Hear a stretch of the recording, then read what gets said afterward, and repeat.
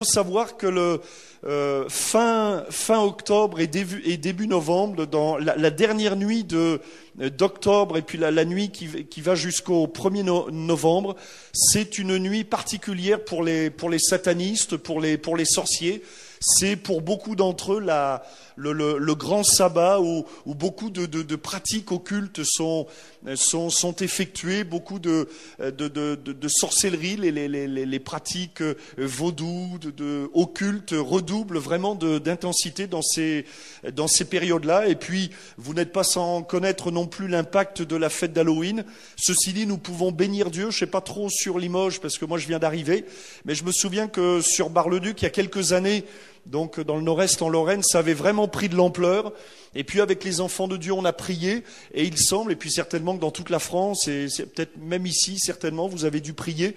Et ce que nous constatons dans quand même pas mal de villes dans notre pays, c'est que le phénomène aurait tendance un petit peu à se tasser, et dans d'autres, même dans certains coins, et notamment à Bar-le-Duc, nous on a béni Dieu parce que là, l'année dernière, ça fait 2 ans, donc il y a 2 ans, et puis l'année dernière, il y avait quasiment plus rien. Moi je me souviens, il y a 5 ou 6 ans, on rentrait dans des grandes surfaces, c'était noir, il y avait de la musique, vous savez, on entendait les portes qui grinçaient. Alors j'avais envie de me balader avec ma petite burette d'huile là pour que ça arrête de grincer, parce que ça m'agaçait à force. Et puis là, ces 2 dernières années, c'est vraiment, on peut bénir Dieu. Moi, je crois que Dieu entend la prière de ses enfants.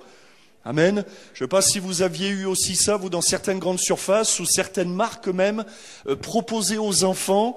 Il y avait des produits qui étaient achetés et des sortes de contrats diaboliques que l'enfant pouvait signer pour recevoir, mais il y avait un contrat et vraiment des choses qui étaient vraiment ténébreuses. Et là, ça fait 2 ans que le phénomène est en train de se tasser. Mais je crois, frères et sœurs, qu'il faut quand même continuer à prier, à prendre position dans les lieux célestes. Nous croyons à la réalité de Dieu, nous croyons que Dieu est puissant, que Dieu agit, mais nous croyons aussi à la réalité du diable. Nous croyons que les démons, eux aussi, agissent, eux aussi ne prennent pas de vacances. La Bible dit que l'Éternel ne dort ni de sommeil, mais je crois bien que le diable aussi, il dort pas non plus. Et il agit, et à nous, enfants de Dieu, de nous tenir dans la prière. Aussi, la deuxième raison. Pourquoi parler de l'occultisme? Parce que en dehors de la fête d'Halloween, il faut quand même reconnaître qu'il y a ces dernières années, malgré tout, une recrudescence de cette soif du paranormal, du surnaturel, du miraculeux, ou on pourrait dire du spirituel, dans le sens vraiment général du terme. Et quand je dis spirituel ce soir, je ne vais pas parler que du spirituel, j'allais dire biblique, mais tout ce qui est spirituel, spirit, esprit, l'esprit de Dieu, mais aussi les mauvais esprits. Il y a un attrait pour le paranormal, la sorcellerie, l'occultisme. En France, il y a 50 000 voyants. Il y a plus de voyants que de médecins. On a en France 38 000 médecins pour 50 000 voyants. Voilà des chiffres. Aussi recrudescence du vaudou, l'horoscope à la radio. Je me souviens, il y a quelques années, lorsque j'étais pasteur à Abbeville, on avait des émissions de radio qu'on faisait toutes les semaines. On avait quelques minutes que la radio, enfin une petite radio locale, nous permettait d'avoir, et donc on prêchait l'évangile en quelques minutes. Et le directeur de la radio, qui était vraiment touché par l'évangile, m'avait dit un jour: on est désolé, pasteur, mais quand on a quelqu'un qui nous parle de l'horoscope, on a des centaines de coups de téléphone. Vous voyez, un attrait pour l'horoscope qui se développe, aussi l'attrait autour des films sur le paranormal, sur Halloween, Harry Potter, la guerre des étoiles avec la fameuse force, et aussi des phénomènes ponctuels comme les Pokémon. Vous savez ce que ça signifie, Pokémon? C'est intéressant pour les parents de le savoir. Littéralement, ça vient de Pocket Demon.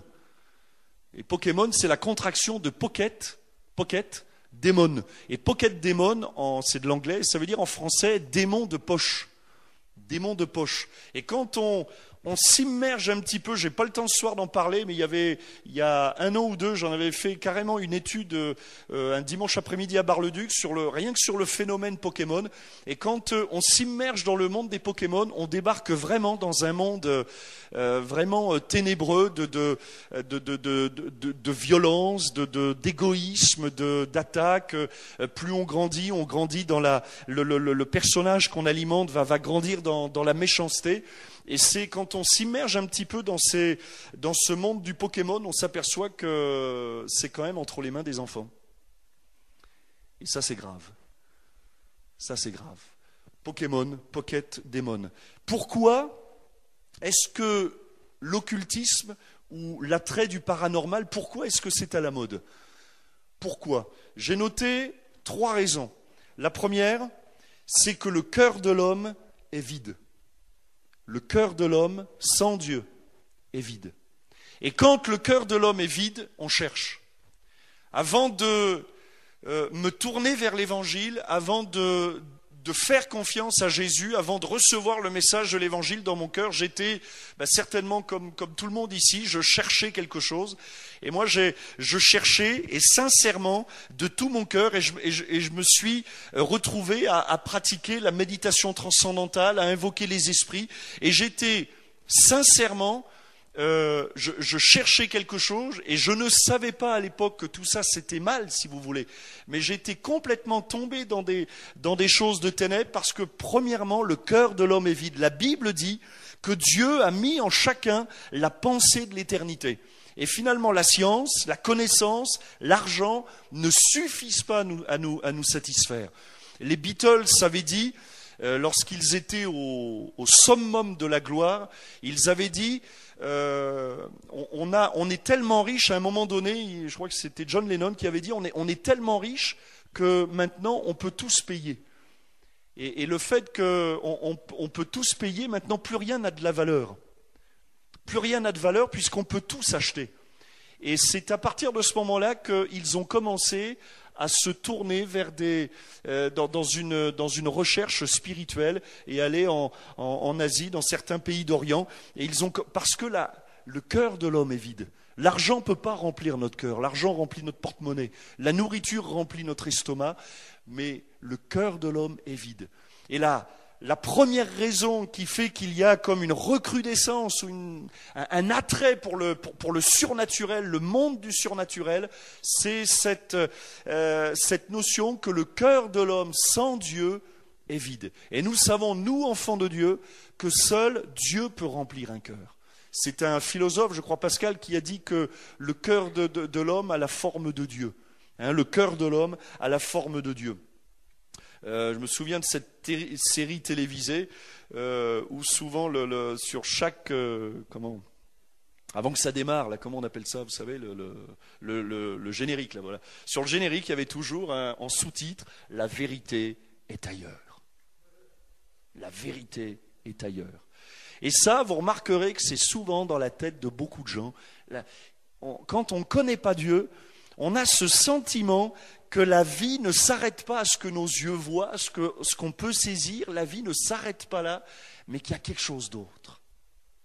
Le cœur de l'homme est vide. Alors on va se tourner vers le surnaturel, vers le spirit, vers l'occultisme, vers la sorcellerie, vers comme ça une autre dimension pour essayer de découvrir, parce que le cœur de l'homme est vide. La deuxième raison, c'est la peur de l'avenir. La peur de l'avenir. Je me souviens, il y a quelques années, j'avais prêché sur ce thème en évangélisation, la peur de l'avenir. Et quand j'avais fait l'appel, là, j'avais été extrêmement étonné parce que plein d'enfants avaient répondu à l'appel. Plein d'enfants avaient répondu à l'appel et j'avais prié pour eux, et notamment un gamin de 8 ans, 7-8 ans, et je lui ai demandé « Pourquoi est-ce que tu veux que je prie pour toi ?» Parce que j'ai peur de l'avenir. Un gamin. Un enfant. Moi, je pensais que ça ne s'adressait qu'aux adultes. Et je ne pensais voir cet après-midi-là que des adultes. Et voilà que des enfants, aussi les enfants ont peur de l'avenir. La peur de l'avenir. Et c'est la peur de l'avenir qui fait... Savez-vous que de grands hommes politiques, quand je dis grands en pouvoir, des hommes politiques extrêmement puissants, ont à leur côté des voyants, des voyantes, attachés à leur service. Quasiment pour certains, ils ont leur voyante personnelle. La peur de l'avenir. Cette volonté d'essayer de maîtriser le lendemain. Alors je vais chercher mon avenir dans la boule de cristal, dans les cartes, même dans le marc de café. Il y en a qui arrivent à lire dans le marc de café. Vous voyez, moi des fois j'ai déjà du mal à lire quand c'est écrit petit, mais il y en a qui arrivent à lire. Vous voyez, cette volonté de savoir, mais de quoi sera fait demain ? Au niveau de l'amour, au niveau, vous savez, quand les voyants, c'est pas que je suis voyant, mais je sais pourquoi les gens ils viennent voir les voyants, pour 3 choses, l'argent, l'amour et la santé. L'argent, l'amour et la santé. Est-ce que je vais rencontrer le prince charmant? Est-ce que je serai riche? Et est-ce que je serai toujours en forme jusqu'à mes 152 ans? Est-ce que je pourrai toujours courir? Tiens, en parlant de ça, Roger, ça va? Il est venu en courant? Presque. Hein. Cette volonté alimentée par la peur de l'avenir. Et puis, la 3e raison, c'est la certitude de l'au-delà. J'ai remarqué que nous soyons croyants ou pas croyants, on a toujours la pensée de l'au-delà. Même les non-croyants ont la pensée de l'au-delà. Ont cette certitude qu'après la mort, il y a quelque chose. Et finalement, c'est extrêmement rare de trouver quelqu'un qui vous dira sincèrement, après la mort, je suis convaincu qu'il n'y a rien. Ou alors, on essaiera de se persuader qu'après la mort, il n'y a rien. Mais la pensée, cette certitude de l'au-delà, elle est vraiment commune à chacun d'entre nous. Nous, enfants de Dieu, nous le connaissons, la Bible nous en parle, mais même les non-croyants. Et il y a une civilisation... et j'ai été dans plusieurs musées parce que j'aime bien cette civilisation, et vous remarquerez que par exemple la civilisation égyptienne au temps des pharaons, c'est une civilisation qui a été fondée uniquement sur la mort. Les pyramides, ce sont des tombeaux. L'Égypte, quand on fait la vallée du Nil, finalement on traverse un cimetière avec des pyramides à gauche, pyramides à droite, pyramides en face, pyramides derrière, c'est des tombeaux. Une civilisation qui est fondée sur la peur de la mort. Qu'est-ce qu'il y a après la mort? Et c'est ces 3 raisons qui font qu'il y a un attrait pour le surnaturel. Le cœur de l'homme est vide, la peur de l'avenir et la certitude de l'au-delà. Maintenant, qu'est-ce que c'est que le spiritisme? Le spiritisme, c'est la croyance de communication entre les morts et les vivants. Et là, j'aimerais vous lire quelques textes de la Bible qui vont apparaître. Apocalypse chapitre 14, verset 13. Voilà ce que la Bible dit à propos de cette communication que pour certains il y a soi-disant établie avec les morts, avec ceux qui nous ont précédés, avec ceux qui sont décédés. Voilà ce que dit Apocalypse chapitre 14 verset 13. J'entendis du ciel une voix qui disait, écrit, heureux dès à présent les morts qui meurent dans le Seigneur. Marquez bien que ce qui est important, c'est pas tellement la mort, mais c'est d'être dans le Seigneur. Oui, dit l'Esprit, afin qu'ils se reposent de leurs travaux, car leurs œuvres les suivent. Ce verset de l'Apocalypse nous dit finalement qu'il nous faut laisser les morts tranquilles. On n'a pas à les interpeller, on n'a pas à essayer de les ramener. Vous avez aussi ce texte où Jésus va parler de la mort avec Lazare et le riche dans Luc chapitre 16 verset 19 à 31. Il y avait un homme riche qui était vêtu de pourpre et de fin lin et qui chaque jour menait joyeuse et brillante vie. Vous remarquerez qu'il menait joyeuse et brillante vie, mais il n'est pas dit qu'il était heureux. Bon, ça c'est un autre sujet. Un pauvre nommé Lazare était couché à sa porte, couvert d'ulcères. Vous remarquerez aussi que le riche, on ne sait pas comment il s'appelle, mais on sait comment s'appelle le pauvre. C'est bizarre, hein? Ça aurait été un journaliste, on aurait eu le nom du riche et pas le nom du pauvre. Là, on a le nom du pauvre et on n'a pas le nom du riche. Parce que ça, c'est le point de vue de Dieu. Parce que le nom du pauvre est écrit dans le livre de vie. Mais le nom du riche, il n'est pas écrit dans le livre de vie. Parce que le riche n'a pas remis sa vie entre les mains de Dieu, mais Lazare, lui, oui. Ok, mais c'est un autre sujet, mais enfin je vous le dis quand même. Un pauvre nommé Lazare était couché à sa porte couvert d'ulcères, et désireux de se rassasier des miettes qui tombaient de la table du riche, et même les chiens venaient encore lécher ses ulcères. Le pauvre mourut, et il fut porté par les anges dans le sein d'Abraham. cette expression dans le sein d'Abraham, j'ouvre une parenthèse, pour les Hébreux, pour les Juifs, c'est le paradis. Le sein d'Abraham, c'est l'image du paradis, c'est l'image du ciel. Il n'y a pas mieux que d'aller dans le sein d'Abraham. Il faut bien que vous le compreniez. Le riche mourut aussi et il fut enseveli. Vous remarquez aussi que la parole de Dieu, elle nous met tous au même niveau. Qu'on soit pauvre, qu'on soit riche, un jour on mourra. C'est super d'être venu ce soir. Hein. C'est génial. Hein. Comme ça, au moins vous repartirez. Vous serez sûr d'une chose. Vous êtes sûr d'une chose, c'est qu'on va mourir tous. Qu'on soit pauvre, qu'on soit riche. Hein. Le pauvre, il est mort. Le riche mourut aussi. Et remarquez bien que c'est pas les mêmes verbes. Le pauvre, il va être porté par des anges. Le riche, il va être enseveli par des hommes. Le pauvre, il est porté par des anges. Le riche, il est enseveli. On pourrait se poser la question, pourquoi? Est-ce que Dieu est contre les riches? Non. C'est que le pauvre a remis sa vie entre les mains de Dieu. Dans le séjour des morts, il leva les yeux. Alors ça, c'est le riche. Hein. Il leva les yeux. Ça veut dire qu'après la mort, on reste conscient. Il leva les yeux. Donc il a des yeux. Et tandis qu'il est en proie au tourment, donc les tourments, ça veut dire qu'il souffre. Donc il y a quelque chose qui le fait souffrir. Il vit de loin Abraham et Lazare dans son sein. Donc il voit Lazare, lui, qui est au paradis. Il s'écria, Père Abraham, aie pitié de moi et envoie Lazare pour qu'il trempe le bout de son doigt dans l'eau et me rafraîchisse la langue, car je souffre cruellement dans cette flamme. Ce verset nous explique un petit peu ce que c'est, à quoi ressemble l'enfer. Enfin, quelles sont les souffrances qu'il y a en enfer. Abraham répondit, mon enfant, souviens-toi que tu as reçu tes biens pendant ta vie et que Lazare a eu les maux pendant la sienne. Maintenant, il est ici consolé et toi, tu souffres. D'ailleurs, et voilà, c'est surtout ça qui m'intéresse, enfin pour ce soir, il y a entre nous et vous un grand abîme, afin que ceux qui voudraient passer d'ici vers vous ou de là vers nous ne puissent le faire. Le riche dit, je te prie donc, Père Abraham, d'envoyer Lazare dans la maison de mon père, car j'ai 5 frères, c'est pour qu'il leur atteste ces choses, afin qu'ils ne viennent pas aussi dans ce lieu de tourment. Abraham répondit, ils ont Moïse et les prophètes qui les écoutent.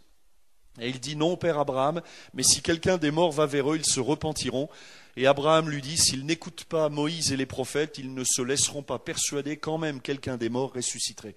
Voilà donc un texte qui nous montre que Dieu ne permet pas la communication entre les morts et les vivants. C'est donc pas possible d'établir une communication entre les morts et les vivants. Lévitique, chapitre 20, verset 27.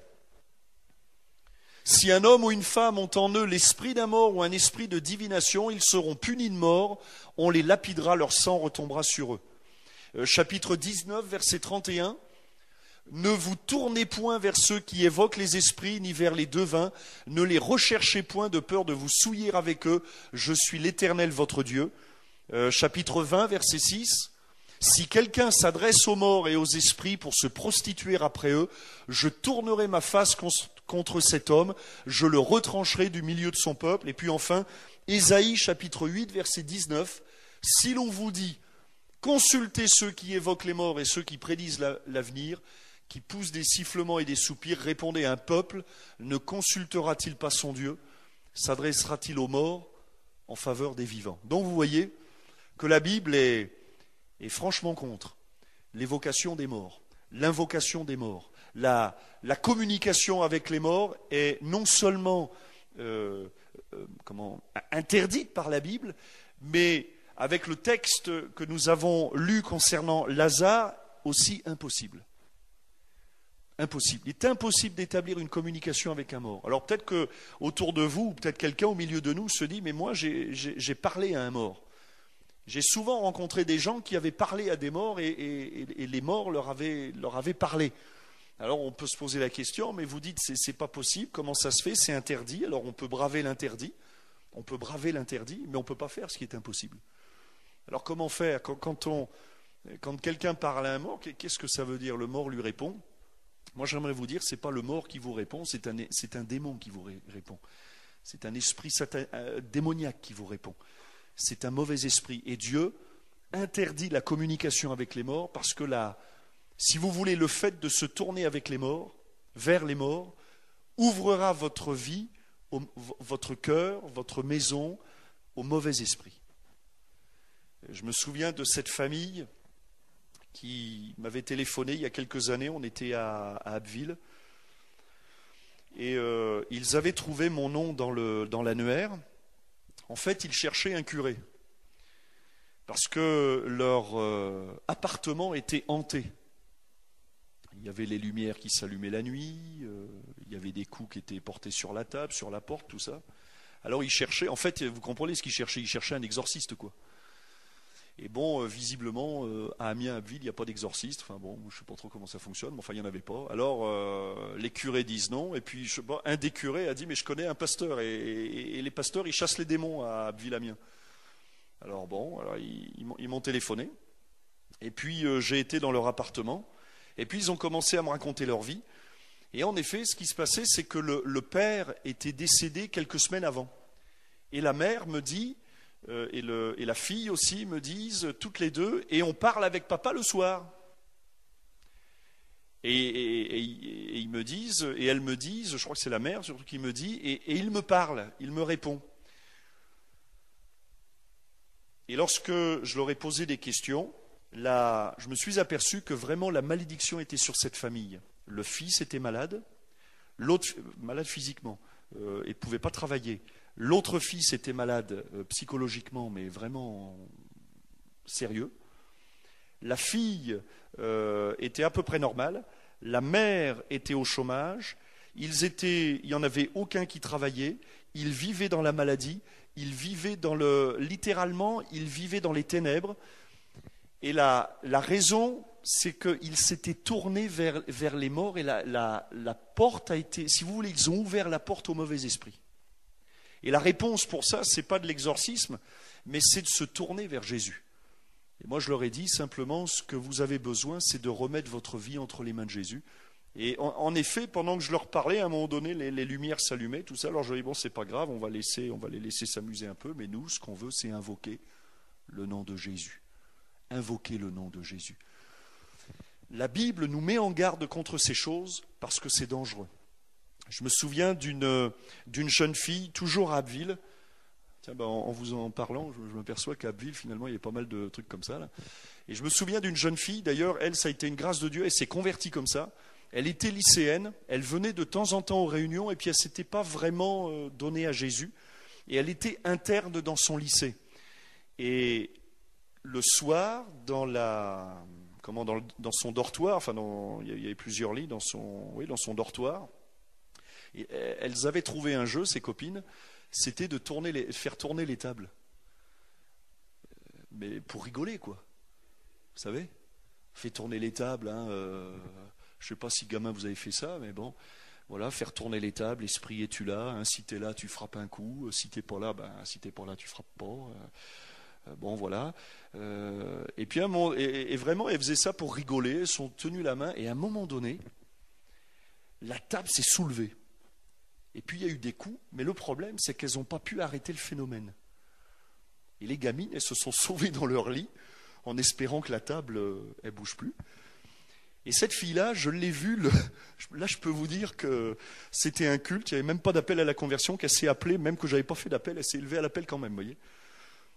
Et elle a donné sa vie à Jésus et elle m'a expliqué. Vous voyez, la Bible nous met en garde, parce que quand je me tourne vers ces choses-là, j'ouvre mon cœur, j'ouvre ma porte à des mauvais esprits, à des esprits destructeurs. Le spiritisme nous met en contact avec des esprits méchants et même, pour certains cas, nous livre à leur pouvoir. La Bible condamne formellement l'invocation des esprits. L'occultisme maintenant. Alors dans l'occultisme se trouvent les magiciens, les devins, c'est-à-dire ceux qui devinent l'avenir, les astrologues qui lisent dans les étoiles, les radiesthésistes, vous savez, qui trouvent l'eau avec leur petite baguette, là, les guérisseux, les rebouteux, vous savez, qui vous grattent les pieds pour vous régler le problème du dos, ou qui ou tout en vous parlant, qui devinent que la tata elle est morte il y a quelques mois. Bon, des rebouteux qui profitent. Alors il y a des charlatans qui profitent de la faiblesse. Mais il y a aussi dans ces gens-là des gens qui sont vraiment possédés par des esprits méchants et qui vraiment ont des pouvoirs diaboliques. Je me souviens avoir visité, encore une fois, c'était pas Abbeville, c'était Amiens, à côté d'Abbeville. On avait une dame s'était convertie et elle me dit, pasteur, mon mari, il est guérisseur. Alors je dis, c'est super ça. Il est guérisseur, c'est-à-dire que les gens venaient le consulter, puis lui, il guérissait les gens. Alors, et elle me dit, ce serait bien que vous veniez le voir. Et je vous avoue que j'ai eu la trouille. Mais vraiment, j'ai eu la trouille. Bon, voilà, c'est comme ça. Bon, il faut, j'avais pas la trouille, mais là, j'ai eu la trouille. Bon, c'est comme ça. Et elle me dit, mais vraiment, et puis elle savait pas trop, cette femme, vous savez, le guérisseur, elle savait même pas que c'était mal, quoi. Et elle me dit, mon mari, il lit la Bible, tout ça, il faut que vous priez avec lui. Ouais, il est guérisseur quand même, hein.